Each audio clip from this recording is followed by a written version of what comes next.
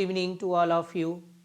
देखिए, UP TGT, PGT, NVS, KVS English विषय से तैयारी कर रहे सभी प्रतियोगी साथियों के लिए आज लाए गए हैं लिटरेरी फॉर्म्स एंड टर्म्स के जी पार्ट 2 हैं। देखिए, आप लोगों को पिछली क्लास में मैं ये सारी चीज़ें जी पढ़ा चुका हूँ। ध्यान दे रहे होंगे आप लोग। जिन विद्यार्थियों ने, जिन प्रतियोगी साथियों ने ना पढ़ा हो जी, पढ़ लीजिए इसको। मेरी तरफ से अच्छी कोशिश की गई है जी, मुझे तो ये लगता है। अब बाकी आप लोग बताएंगे जी, है ना। समझिए, हर एक चीज़ को आपको बढ़िया से समझाया गया है। आप लोग आगे बढ़ते हैं। आज हम लोग यहाँ से शुरू करते हैं जी। ये देखिए, आप लोग देख लीजिए, अभी जहाँ तक समय सीमा होगी हम लोग वहाँ तक पढ़ेंगे। देखिए, है ना आप लोग। मैं सोच रहा हूँ कि लिटरेरी फॉर्म और टर्म्स को ज़्यादा से ज़्यादा आप लोगों को जी पढ़ा दिया जाए, क्योंकि यहाँ से क्वेश्चन बनते ही रहते हैं। ध्यान देना सभी लोग, ध्यान दीजिएगा। अब आता है हम लोगों का, यहीं से शुरू करते हैं जी। देखिए,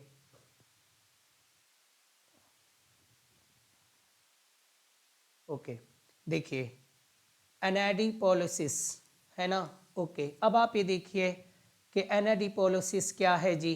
ओके, तो anadiplosis refers to repetition of the words और phrase at end of one sentence. जब किसी वाक्य के जो ये अंतिम जी अक्षर है, ये जो ऐसे समझ लेते हैं अंतिम शब्द या वाक्यांश कह लो जी, है ना। इन्हीं को आप अंग्रेजी में कह लो वर्ड या फ्रेज।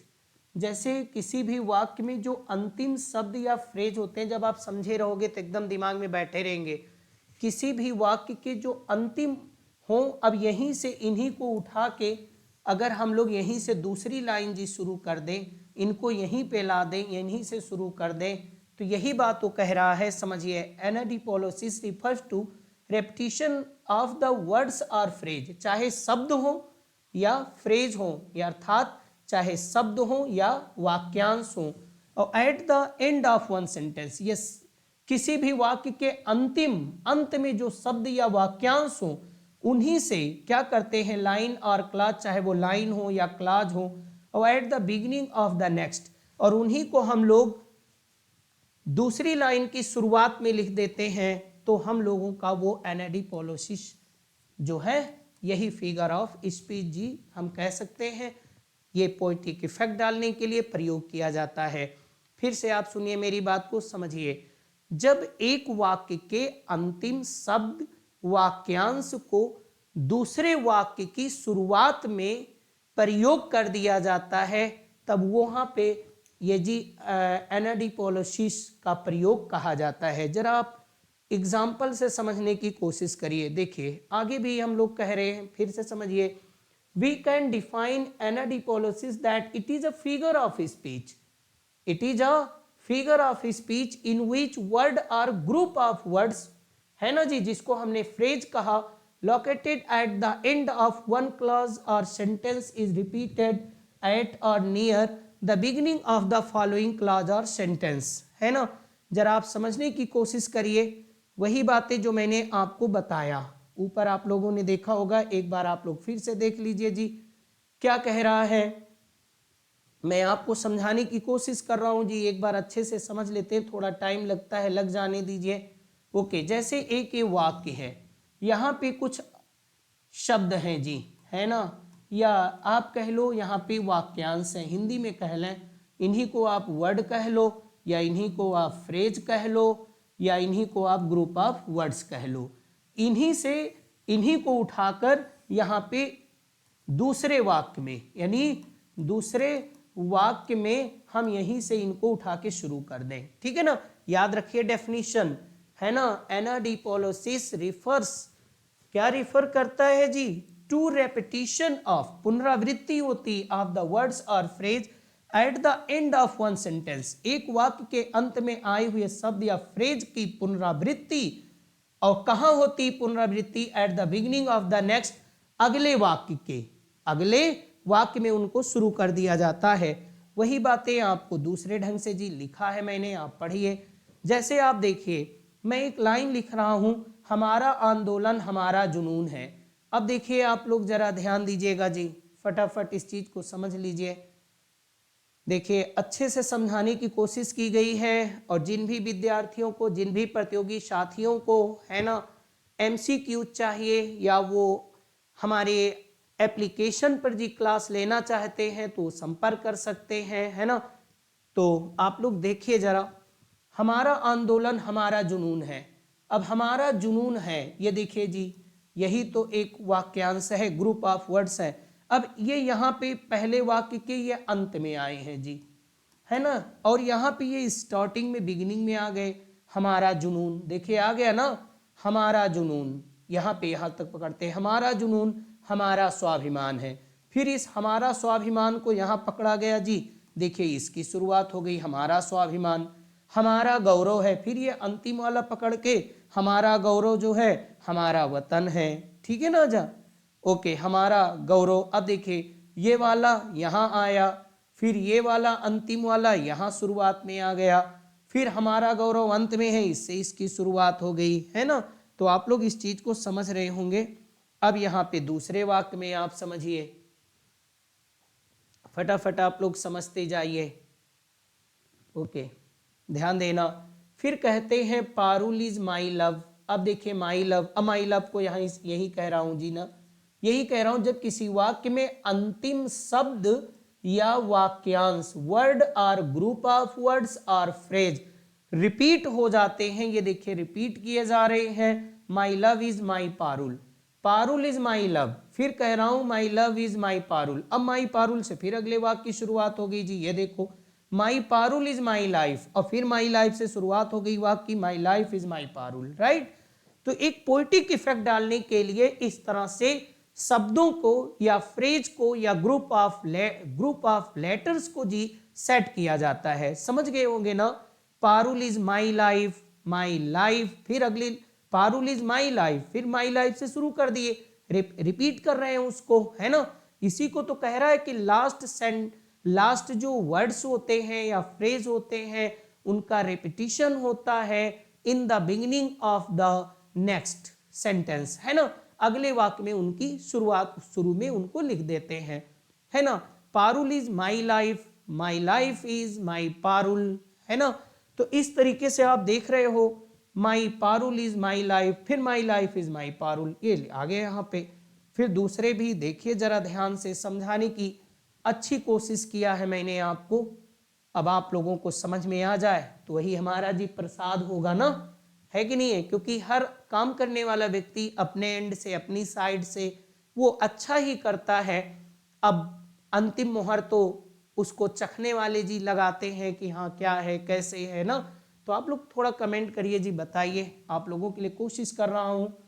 और मेरी इसी कोशिश से ही जी मैं बार बार बताता हूँ कि जो मुझे मिला है प्रसाद, वो 2016 में, 2022 में LT ग्रेड में बहुत से प्रतियोगी साथी जी यहाँ से कामयाब हुए हैं, है ना। तो ये बात मैं बार बार इसलिए बताना जी समझता हूँ, है ना। ये कोई सेल्फ ग्लोरिफिकेशन का इश्यू नहीं है कि मैं अपने आप को ग्लोरीफाई कर रहा हूँ, लेकिन मुझे लगता है कि सही तरीके से अगर कोई भी काम किया जाए तो सफलता हम लोगों से दूर नहीं रह सकती है जी, राइट, ओके। फिर कहते हैं our doubt is our passion, ध्यान देना, ये आवर पैशन हो गया। फिर देखिए इसी आवर पैशन से वाक्य की शुरुआत होगी, our passion is our task. फिर यही कभी कभी वो आपसे एग्जाम्पल देगा और आपसे पूछेगा कि क्या फिगर ऑफ स्पीच यूज किया गया है, तो आपको बताना होता है।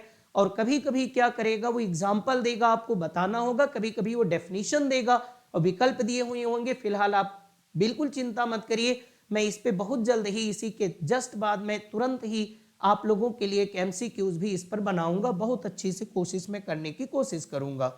आगे चलिए जी, अब आगे है क्या, एनोनिम। एनोनिम क्या है जी, एनोनिम इज एन अज्यूम्ड और फॉल्स नेम, बस इसको ऐसे समझ लो जी, ओके, बस इसको ऐसे ही समझ जाओ जी।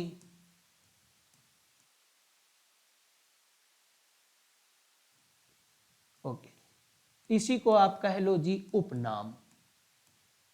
किसी कवि आदि का जो उपनाम होता है वही है जी। Anonym is an assumed, assumed माने स्वीकार किया हुआ, false name specially adopted by an author और publisher, it is a pseudonym, है ना।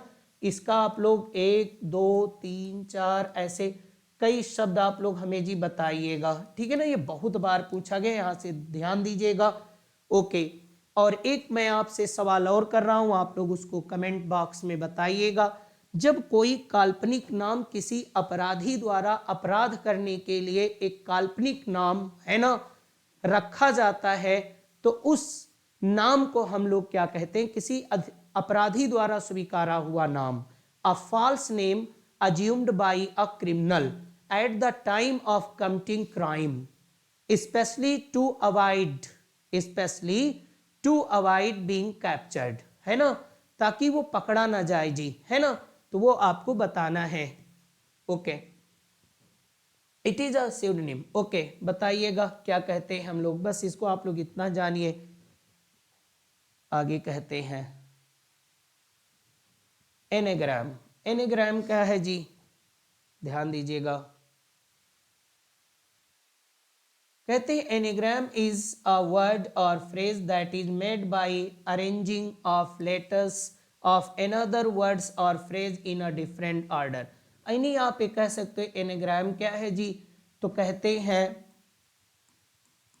शब्द के, हिंदी में समझे रहो, अंग्रेजी में भी समझा देंगे, शब्दों के वर्ण क्रम को बदल कर, समझे रहो, हिंदी में भी समझे रहो जी, कोई दिक्कत नहीं, कुछ भी कर लो, हिंदी में समझ लो, अंग्रेजी में समझ लो, बस एक कोशिश होनी चाहिए एग्जामिनेशन के समय यानी परीक्षा भवन में कोई भी सवाल आपका, कोई क्वेश्चन आपका जी गलत नहीं होना चाहिए, राइट। कोशिश इसी बात के लिए होनी चाहिए।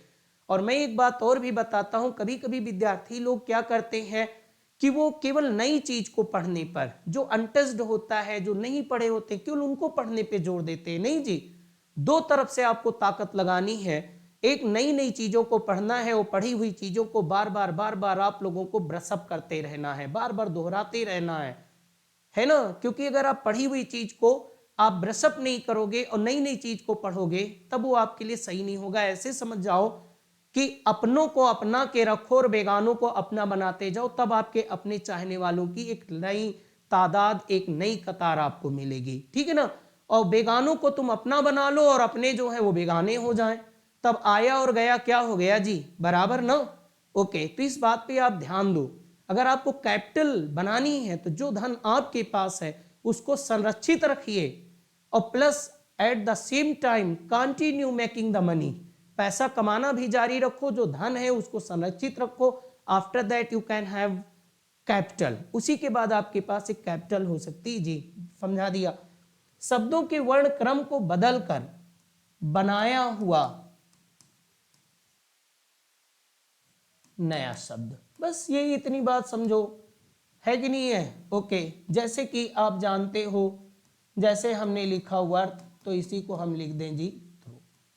ओके, अब यहाँ पे देख ही रहे होगे आप, देखिए 10 है और इसी को नेट कर दिया गया, क्रम बदल दिया गया कि नहीं है। ओके, लेटर है, इसके क्रम को बदल दिया गया, वही चीज कह रहा है। देखिए जो अंग्रेजी में लिखा सेम वही चीज अंग्रेजी में लिखा हुआ है कि नहीं।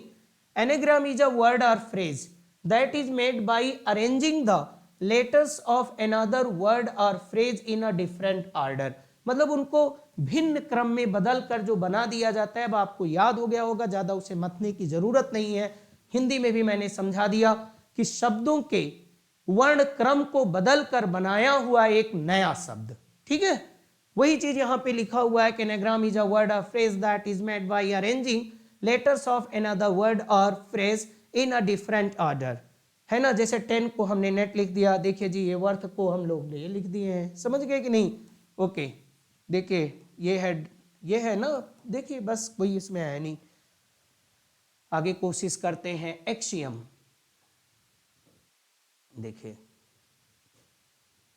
देखिए एक्सियम क्या होता है जी, इसको आप हिंदी में समझ के रखो, स्वयं सिद्ध कथन।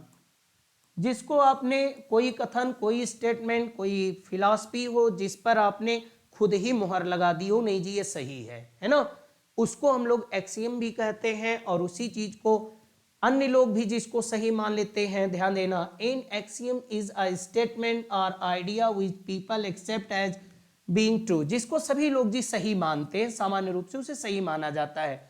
We can define axiom as self evident, ये शब्द आप पकड़े रहिए जी, है ना। यही चीजें मैंने कहा कि आपको कोई वहां लिखना नहीं है जी, अगर है ना, आपको वहां पे अपनी कोई विद्वता नहीं दिखानी है। हाँ ठीक है, अगर आपको ठीक है आपने सब कुछ कंठस्थ कर रखा है जी तो वेरी गुड, बहुत अच्छे।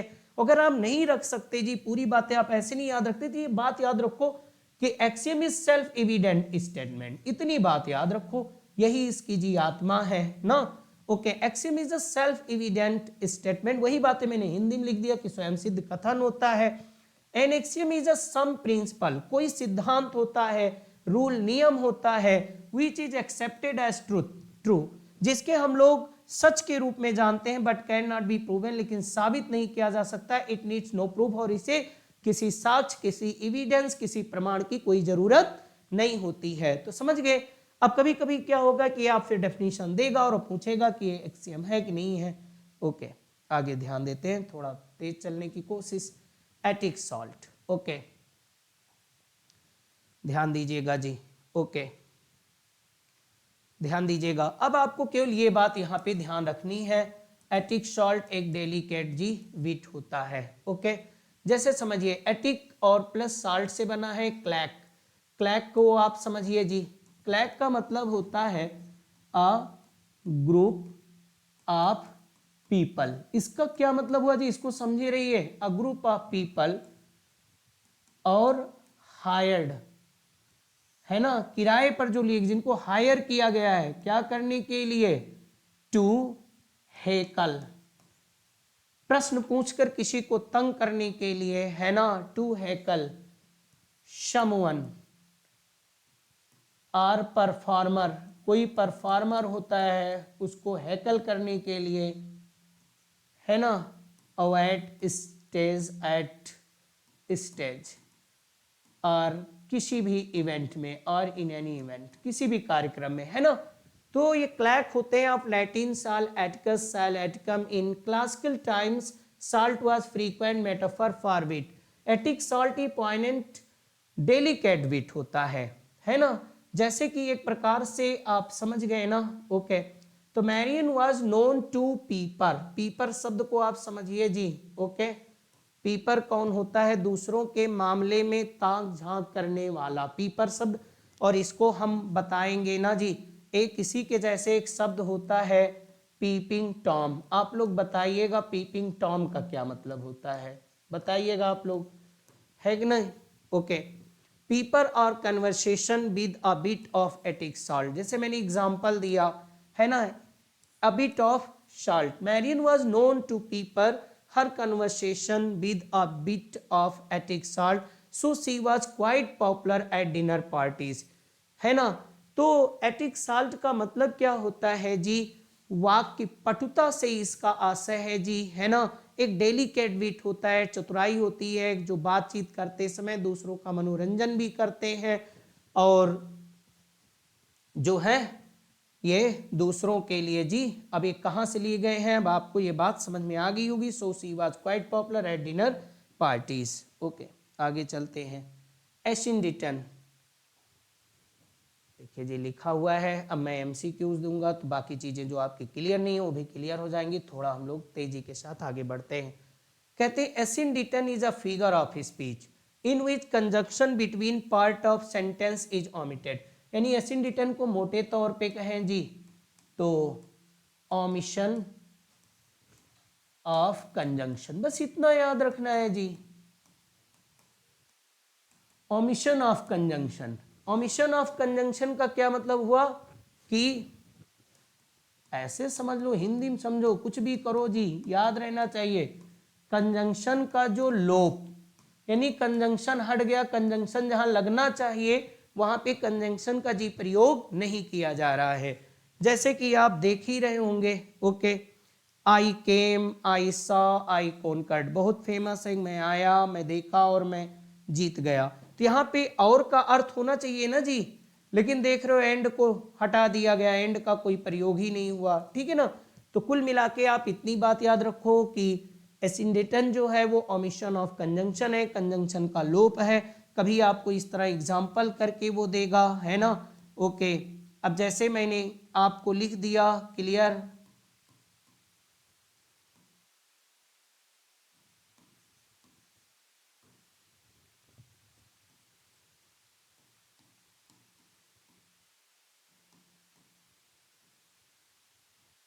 Clear, okay. अब ये क्या हो गया, I loved, I amused, I insulted all, right. Clear, मैं हंसा, मैंने आनंद लिया, मैंने मनोरंजन किया, राइट। और उसके बाद मैंने सभी का उपहास किया, सबका अपमान किया, ठीक। तो यहाँ पे एंड होना चाहिए नहीं जी, ओके। यहाँ पे देखिए, है ना, लेकिन अब एंड यहाँ पे नहीं लगा रहा है, वो एंड का लोप कर दिया, है ना। तो इसी चीज को एसिंडेटन कहा जाता है। बहुत अच्छे से आपको समझाया गया, बस इतना समझे रहो कि ओमिशन ऑफ कंजंक्शन, ठीक, ओके। आगे बढ़ते हैं जी, ये पार्ट 2 है आप लोगों का, ठीक है, ओके। मैं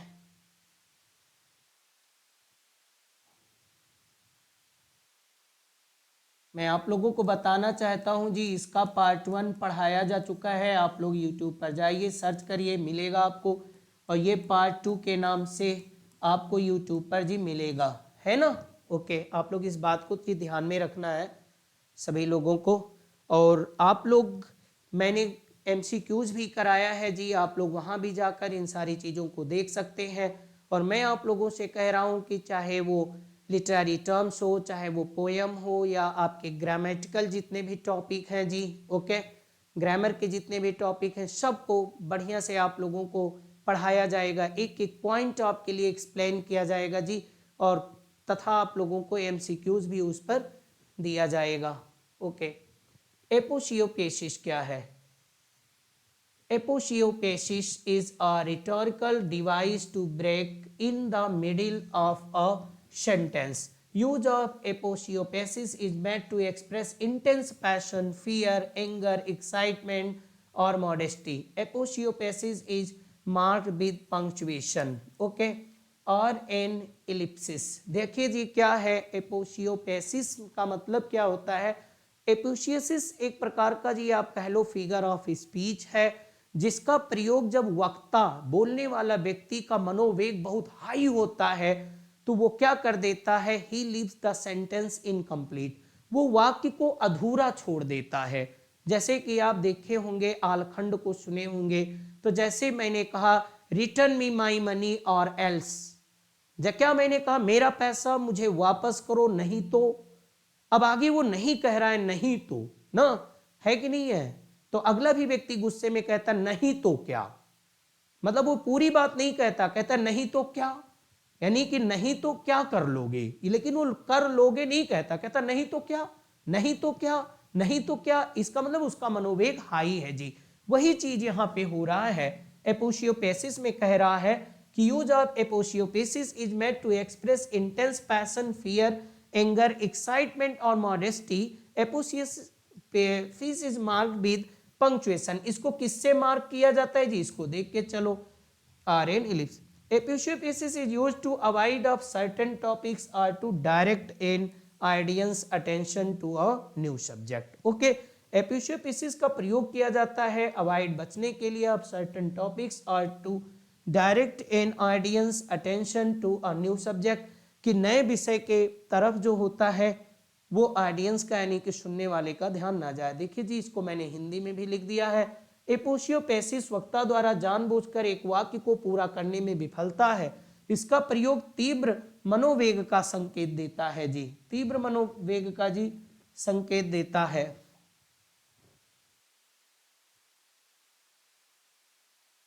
देखो लिखा हुआ है रिटर्न मी माई मनी और एल्स डॉट, ये देखिए आ गया ना, वाक्य को अधूरा छोड़ दिया, ये पूरा ये बात नहीं कहता अपनी। गो अवे फ्रॉम हियर, और यहां से चले जाओ, नहीं तो, नहीं तो क्या, अब बात तो पूरी नहीं बताता, आप समझ गए होंगे। आगे ध्यान देते हैं,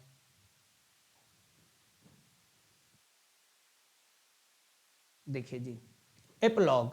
एप्लॉग इज अ मॉरल फेबल। अब इसको आप, एप्लॉग क्या होता है जी, आप कह लो मॉरल, और फेबल। फेबल आप लोग समझते होंगे जी, बता देते हैं हिंदी अंग्रेजी दोनों में। कहते हैं फेबल है ना, जानवरों या जीव जंतुओं पर आधारित छोटी कहानी जो बच्चे को मनोरंजन के लिए जी बताया जाता है ना, और उसमें एक नैतिक शिक्षा भी होती है। लेकिन जी देखिए फेबल और एप्लॉग में एक बारीक अंतर होता है ना। एप्लॉग, फेबल में आदमी भी पात्र हो सकते हैं, यानी जो मैन है वो भी पात्र हो सकता है, समझ लो हिंदी अंग्रेजी कुछ में भी हो सकता है, और जानवर भी पात्र हो सकते हैं। ये बात आपको याद रखनी है कि आदमी और जानवर दोनों पात्र हो सकते हैं, यानी दोनों हो सकते हैं। फेबल में दोनों हो सकते हैं, चाहे आदमी हो पात्र और चाहे उसके पात्र जो कैरेक्टर हो जी वो चाहे एनिमल हो। लेकिन एप्लॉग में क्या बाध्यता है जी, एप्लॉग में केवल जो पात्र होते हैं वो कौन होते हैं, केवल जानवर ही उसके कैरेक्टर होंगे। इस बात को आपको बहुत अच्छे से ध्यान में रखना होगा, राइट। आप सभी लोगों को apologue is a moral fable specially, देखो कह रहा है specially one with animal as character, जिसके करेक्टर कौन होते हैं, जानवर ही होते हैं। तो कभी कभी ये आपसे पूछा जाएगा डेफिनेशन में, आप इस बात को ध्यान रखिएगा। We can define it as a moral teaching story, क्या कह सकते हैं, we can define apologue as a moral teaching story, कि ये मॉरल टीचिंग स्टोरी है जी, ओके। और विद एनिमल करेक्टर, जो कौन कौन से पात्र हैं जी, एनिमल, जैसे the ant and the grasshopper, the tortoise and the hare, right. ये आपने पढ़ा ही होगा। तो ये जी क्या है, एप्लॉग है। तो आप कहते हो सर इन्हें हम फेबल भी कह सकते हैं, नो डाउट जी आप इसे फेबल कह सकते हो, राइट।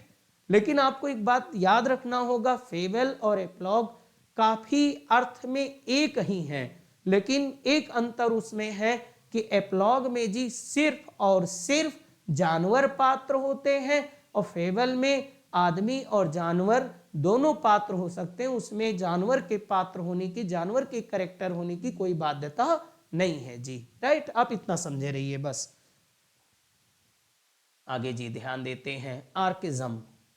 आर्किज्म क्या है जी, आर्किज्म कहते हैं archaism is use of archaic obsolete words, यानी इसी को कह दें जो चीज प्राचीनतावाद, यानी पुरातनवाद आप कह लो, पुरातनवाद। अब आप इस बात को समझे रहिए जी, आर्केइक वर्ड से बना हुआ है ये, यहां से ध्यान रखो, कुछ भी करो आपको याद होना चाहिए आर्केइक। ऑब्सलीट का मतलब होता है अप्रचलित जी, मतलब आर्किज्म का मतलब होता है अप्रचलित। लिटरेचर में मैं बात कर रहा हूं, अभी लिखा है मैं पढ़ा रहा हूं आपको। मैंने कहा कि लिटरेचर में क्या होता है कि जो अप्रचलित, यानी कि जो अप्रचलन में नहीं है, उन शब्दों को, उन वाक्यांशों को, उन इडियम्स को जी यूज करना है ना, उसी को कहा जाता है archaism. Archaism is use of archaic obsolete word, idioms और phrase. In other words archaism is old fashion word. Old fashion आप जान गए ना जी, ओल्ड फैशन का मतलब जो पुराने ढंग का हो, पुराने तौर तरीके का हो। Old fashion word or use of language, है ना, कि जो पुराने ढंग का हो और वर्तमान समय में, वर्तमान परिप्रेक्ष्य के वो अनुकूल नहीं होता है, वर्तमान परिप्रेक्ष्य के वो हिसाब किताब से नहीं होता है, उसके लिए वो उपयुक्त नहीं होता है, ठीक। तो पुराने शब्दों को प्रयोग करें। जैसे देखो, अगर आज आप कोई भी कविता लिखते हो, कोई पोएम लिखते हो, कोई ऐसे लिखते हो, कोई स्टोरी, कोई नॉवेल लिखते हो, और उसमें आप एक शब्द, आप यू की जगह पर जी आप दाऊ शब्द का जी प्रयोग कर दो, तो ये दाऊ क्या है जी, ये पुराना शब्द है, विलियम शेक्सपियर जी यूज करते थे, है ना, 400-600 साल पहले, 200 साल पहले यूज होता था। अब आप कोई भी व्यक्ति इस शब्द को केवल साहित्य के अलावा नहीं यूज करता, अगर करता है तो इसका मतलब उसका पुराने शब्दों के प्रति जी अनुराग है, पुराने शब्दों के, अप्रचलित शब्दों, अप्रचलित वाक्यों के प्रति उसका अनुराग है, और इसी अनुराग, पुराने शब्दों, पुराने वाक्यों, पुराने जो है ओल्ड फैशन वर्ड लैंग्वेज के प्रयोग करने की उसका जो अनुराग है, उसकी जो टेंडेंसी है जी, उसकी जो लाइकिंग है, उसी को जी कहा जाता है आर्किज्म, राइट। समझ गए कि नहीं समझ गए आप लोग? ध्यान दीजिएगा, दी को यू लिख दे, ने को रिफ्यूजल, है ना, और दाइन आप योर्स, ये सब समझ रहे हो। आर्ट लिखा जाता है, देखिए जी आर्ट का मतलब जी आर है, आर आज का, ये नया है, और ये क्या है जी, पुराना है। दी भी क्या है जी, पुराना ओल्ड फैशन वर्ड है, इसी की जगह कौन आता है, यू आता है। आप देखिए जरा फटाफट। अब आपसे क्या है, जैसे आप देखो ये पोएम आप पढ़िए, O solitude where are the charms that sage have seen in thy face. अब ये दाई आ गया कि नहीं आ गया जी? ओके बताइए, है ना। अब दाई का मतलब जी क्या हुआ, ये तेरे, जैसे हम लोग कहते हैं तेरे चेहरे में ना। Okay, when I consider, Milton ji लिखते हैं, पढ़िए जरा फटाफट। Okay, when I consider how my light is spent ere. आप देखिए इस शब्द को आप जरा, अब ये सब क्या है, आर्किज्म है ना, पुराने शब्दों को प्रयोग करने की परंपरा, ये हो गया जी आर्किज्म का प्रयोग। Air half my days in this dark word and wide. अब फिर यहां देखिए जी, लूसी ग्रे से लिया गया है, दस नेचर स्पेक। अब हम लोग होते तो क्या लिखते जी, इसको स्पोक लिखते, लेकिन इसका आर्किज्म है spake the work was done how shone my lay, है ना। अब ज्यादा नहीं उसको करना है। अब इधर ध्यान दो जी। Okay, the memory of what has been never, अभी तो अलग बात है। आप देखिए जी, आपके सामने और भी सारे हैं, लेकिन आज की क्लास आप लोगों की यहीं पे समाप्त होती है। आगे हम लोग नए विषय के साथ फिर से मिलेंगे, है ना। ये सब देखिए जी, ये सब आप लोगों को जी पढ़ाना है, ठीक है ना। और आप लोग बने रहिए मेरे साथ, जुड़े रहिए। मैं literary terms of form spell part 3, part 4, part 6 के साथ आपके सामने आऊँगा, आपको पढ़ाऊँगा, और आप लोगों को इस टॉपिक पर, हर पढ़ाई हुई टॉपिक पर जी MCQs भी आप लोगों को दिए जाएंगे। लेकिन MCQs जी हमारे लिए यूट्यूब पर देना शायद पॉसिबल ना हो, मैं उसे अपने टेलीग्राम चैनल पर जी दूंगा ना, इससे जुड़े हुए, बाकी और मैं देता रहूँगा। तो इसलिए मैं आप लोगों को एक हम्बल सजेशन जी दे रहा हूँ कि आप लोग मेरे टेलीग्राम चैनल से जी जुड़िए, है ना। आप लोग उसको ज्वाइन कीजिए, मैं वहाँ पे आपको MCQs दूंगा, ठीक है। अगले विषय में, अगले क्लास में मैं आपसे फिर से, मेरी आपकी मुलाकात होती है। तब तक के लिए आप सभी को नमस्कार।